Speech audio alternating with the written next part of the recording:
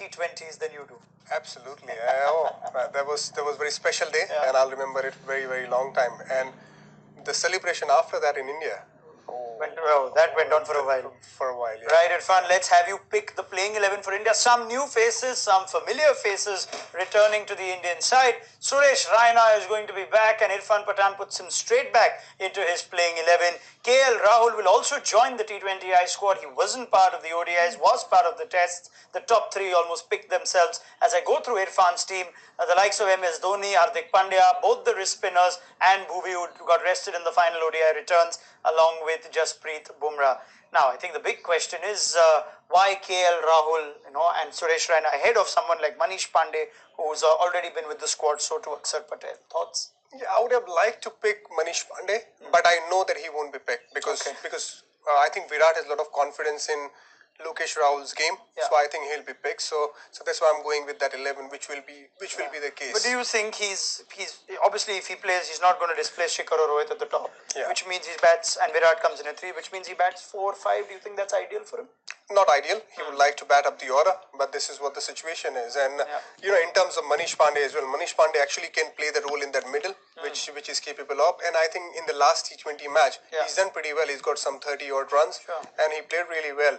But looking at the situation, might be the case. But if Manish Pandey gets a game, that'll be wonderful because he's been sitting out in the whole one-day series for a long time.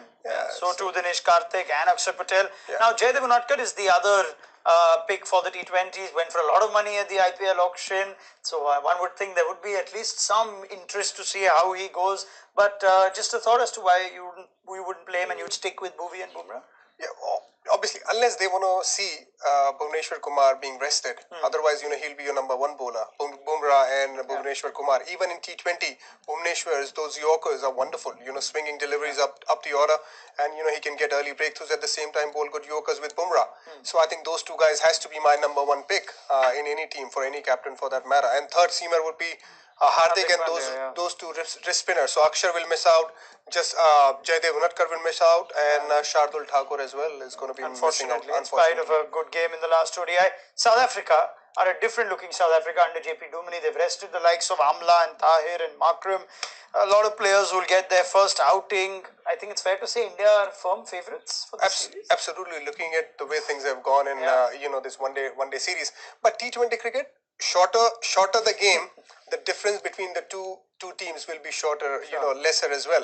So I think, guys like A.B. de Villiers and J.P. Duminy has to take a lot of work. And A.B. de Villiers enjoys shorter format. He enjoys T20 cricket as well. He has played a lot of amazing innings. So a lot of depend on him.